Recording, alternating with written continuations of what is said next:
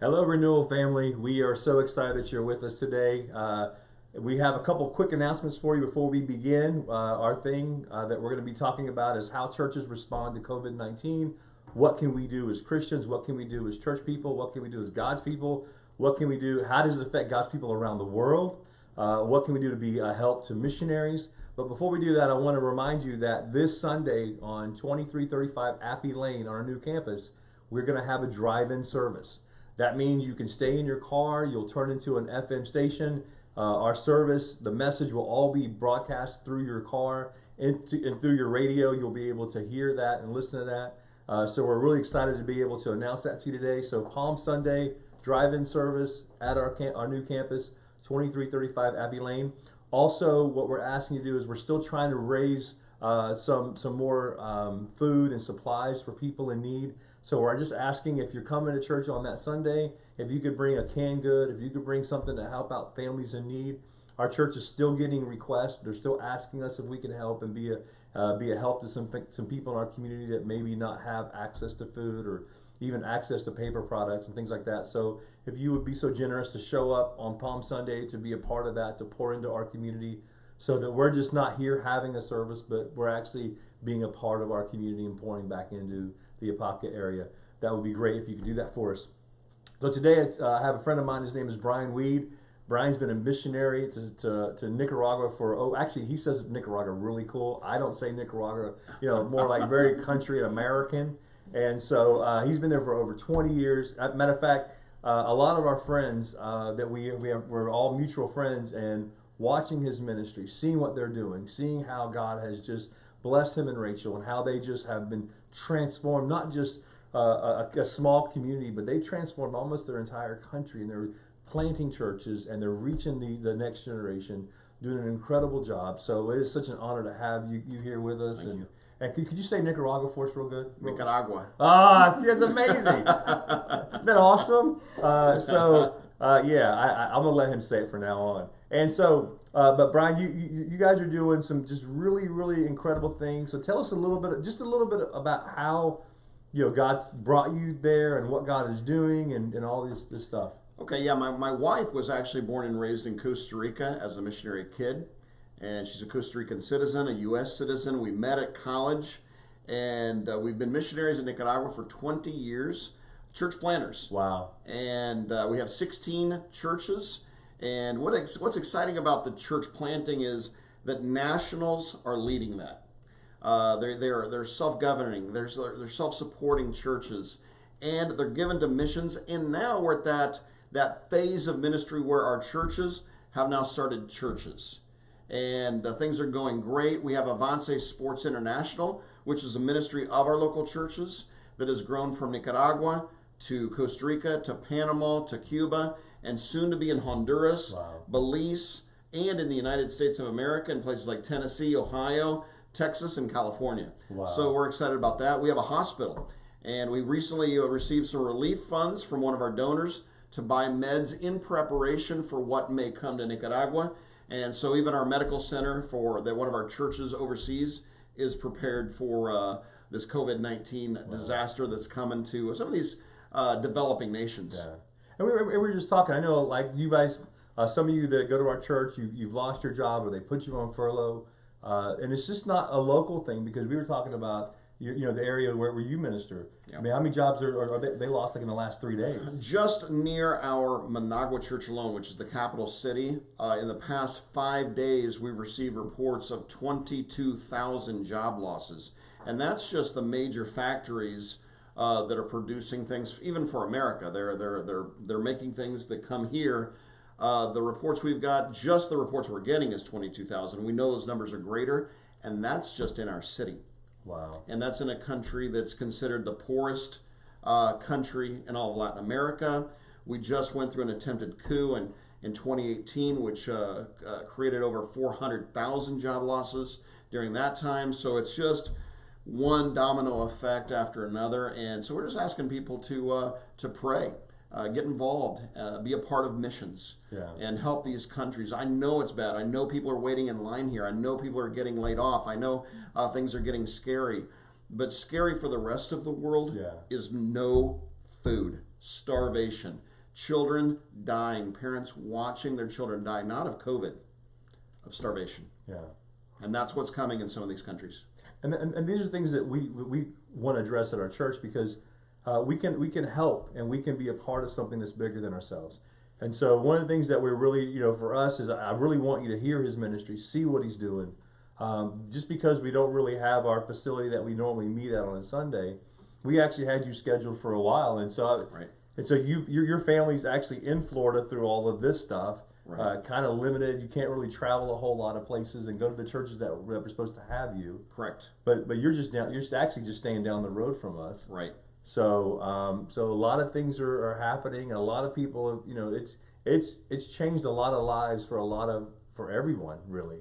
And so let's talk about this. So what are some of the things that, because I know I was talking to you earlier, you were on a big conference call with some church leaders and things like that. What are some of the things that you're seeing that churches need to continue to be focused on during this time? The bottom line is there's a heaven, there's a hell. Yeah. People are going to spend eternity in one of those two places, and we as a church have to do something about that. Absolutely. And so, where's our focus? Yeah. The chance of getting our focus off to the right or off to the left is very strong right now. We got to go back to God, love others, reach the lost. If Yeah. we'll do that, Yeah. we win in this thing. Yeah. And I've been through stuff. I live in a third world country that has been wrecked by everything. Yeah. And so I've gone through all kinds of weird diseases that have hit our country. We've gone through the little mini revolutions. We've gone through the uprisings. We've gone through the buses being burned in the streets, and the taxis and the roadblocks. We've gone through it. For me, I don't want to minimize this, but for me, this is just the next thing. Yeah. And everything that we go through, we still have to keep God on the throne. Yep. And understand that we got to love Him, love others, reach the lost. Keep that mantra going in our own brains. We're getting ready for Palm Sunday, and I was reading, the whole time where Jesus was coming down the streets on the colt. And I thought to myself, there's an estimation of 2.8 million people that were in the city at that time. And to think just a week later they crucified him. How many people missed the message through the chaos? Right. And I think that's where we're at. I think so many times God wants us to focus on Him, focus on who He is, what He's about, what His message is, the whole purpose of why He came. And I think churches, the more we internalize and we go within our own houses and we just get scared of what's on the outside, we've missed the whole point. That we are the voice in this time. People are looking for us to be the lighthouse, to be the city on the hill. And so if we don't respond well, and if we don't get out there and be creative and think of ways how we can bless our neighbor and how we can share the gospel with people, we're hopeless like everybody else. Mm-hmm. That's right. So we've been really pushing that with the last couple of weeks, talking about making sure your life with the Lord is where it should be. That without a shadow of a doubt that if you were to die, that you will go to heaven, because heaven is very, very real and hell is very real. And I think churches need to get back and remind people the whole purpose of why Jesus came was to seek and save the lost. That's right. And so we have to get back to that. And so we're really, really excited, though. You guys are doing a lot of great things to reach the lost. Tell us a little bit. So, you got a hospital, you got feeding centers, you also have an academy, like a lot of neighborhood children. Yeah, we have a Christian academy that we started just a few years ago. Wow. We're in our 4th year now. We've been turning students away for lack of space. We're only allowed to have so many students in the space we have. We're working with a foundation right now that may be giving us the rest of the funds needed to build the next building. Right now, we have 171 students, and we go through the 6th grade, and the country has already given us the certification to run and operate as a high school. So we're ready for that next step as well. And so things are just, again, not to overuse the word, but it's growing exponentially. What does that mean? That is the snowball effect. Yeah. And once we get the gospel snowball effect happening, man, just get out of the way, because it turns into an avalanche real fast.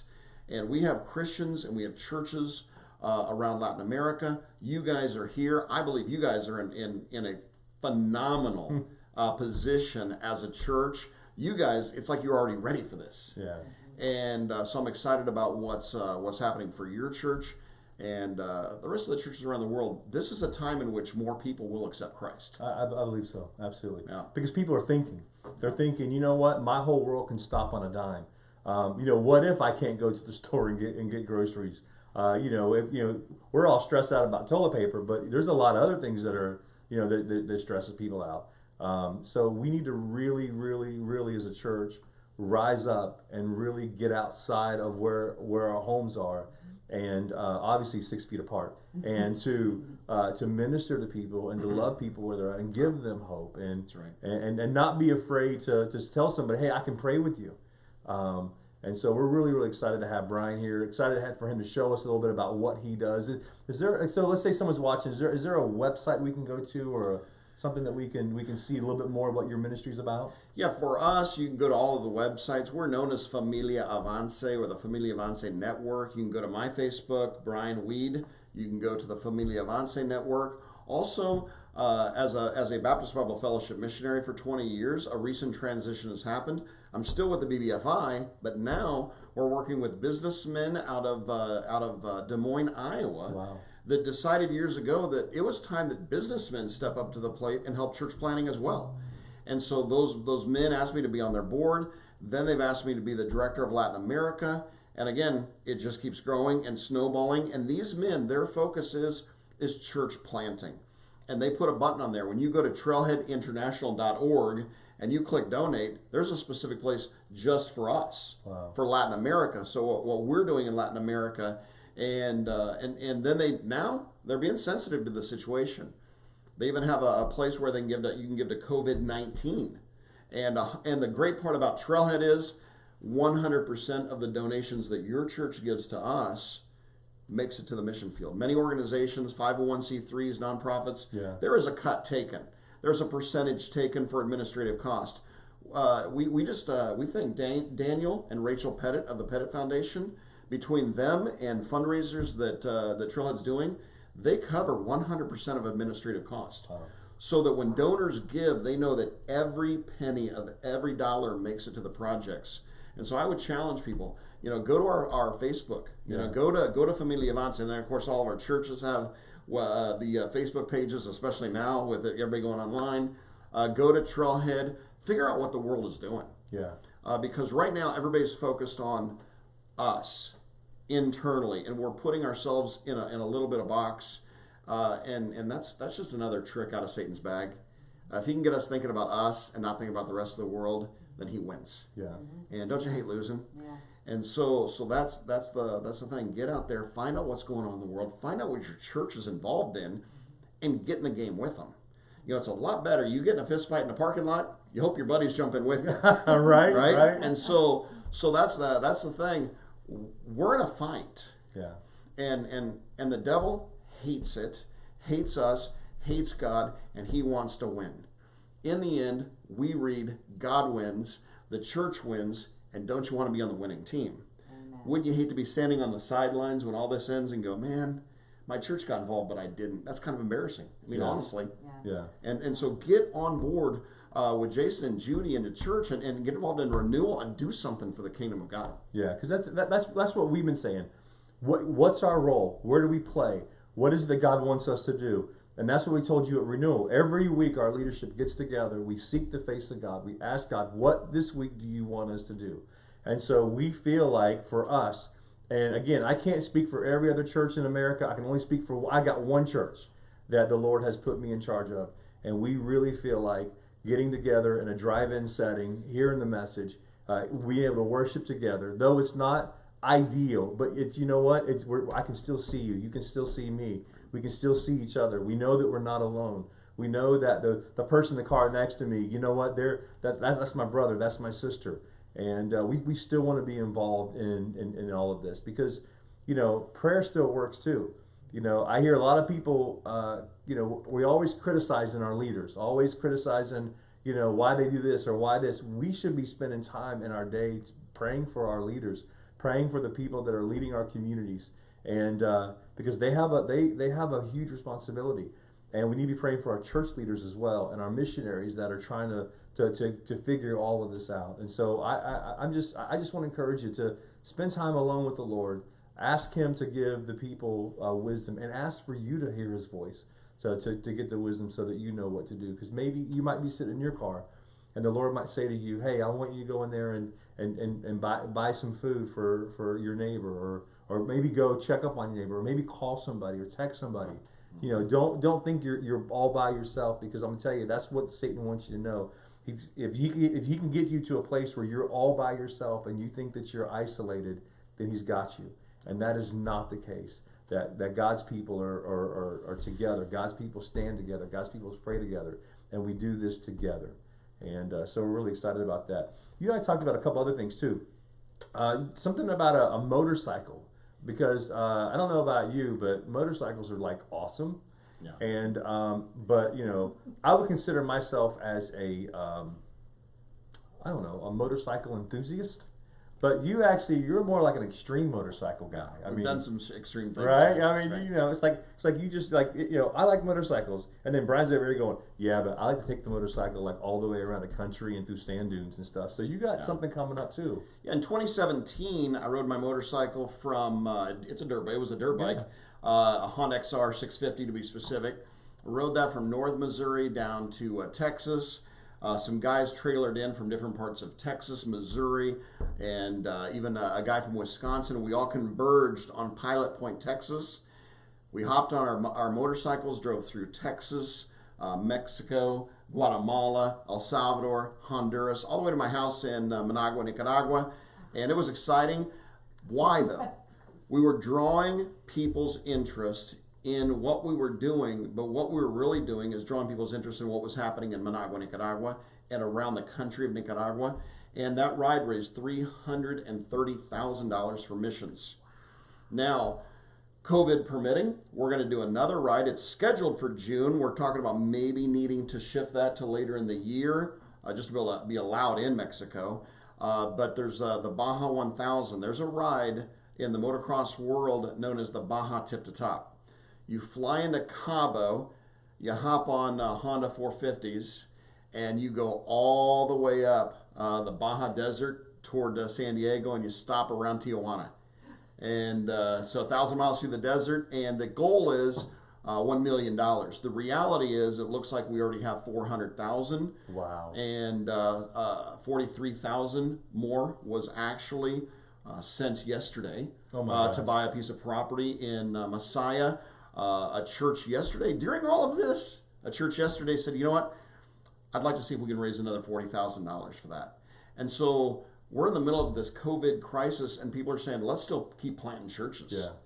And so to me, that's pretty exciting, because people are saying, you know what, this is just a thing. It's scary. It's bad. It's horrible.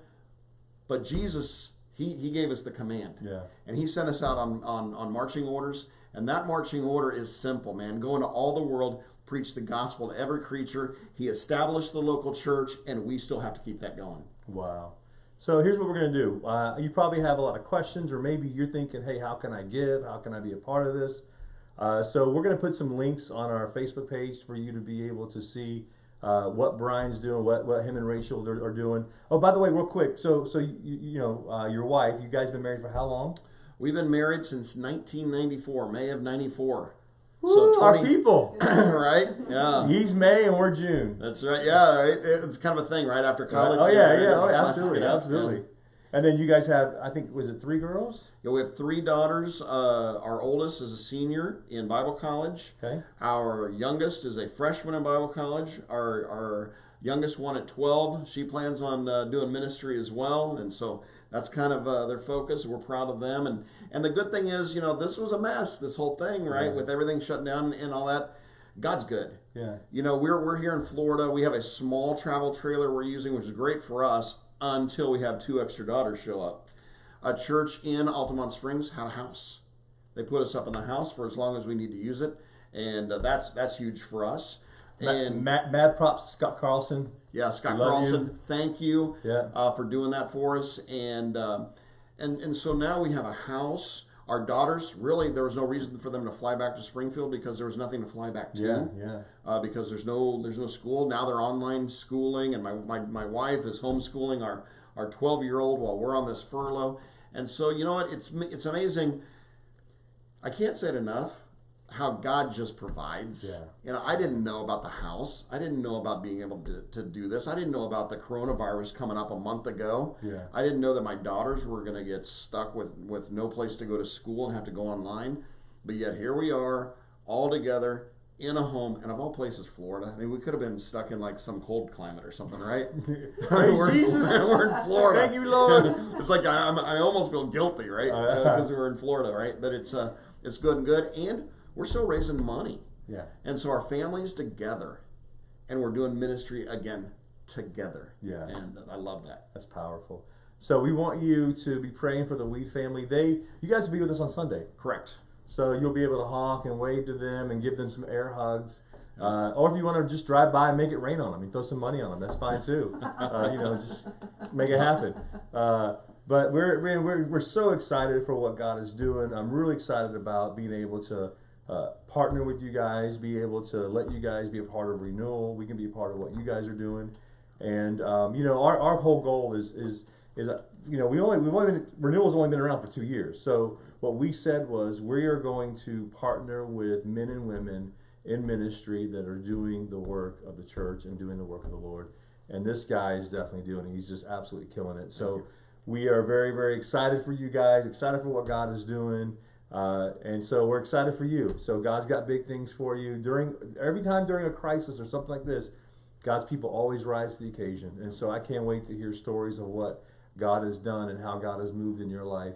And if you're out there and maybe you're going, man, Jason, that sounds great, but I lost my job, or Jason, I'm struggling right now, or I'm fearful. Let me just say this right now. We're praying for you because we know it's not an easy thing to go through. And so we are doing everything we can in our church to be able to impact our community. And so we're praying for you. We love you. We care about you. And so maybe if you're there and you're going, I got nothing to do on Sunday morning. Hey, I know a church that's doing a drive-in. And we would love for you to come out and just be with us. And maybe you're scared. You're like, I don't want to talk to nobody. You can stay in your car. You can put the windows up. You can turn the AC on. You'd be like, I love you, but I don't want to talk to you. So if that's you, you can do that. And also listen to everything through the radio. So we're really, really excited about that. Excited about what God is doing, helping us think outside the box, helping us to just think of a different way of how to do church. And, it's beautiful. The message is still the same, but the way we deliver it can be different. And we just keep Jesus on the throne. You keep him right there in your life. You allow him to change you. And don't let this time go to waste. Allow God to work and grow in your heart and allow your faith to grow. And I promise God will do big things for you. So we love you. We thank you. And we'll have those links for you. Like it, share, be a part of it. We'll have this on our YouTube channel. God bless you. Thank you so much. God bless.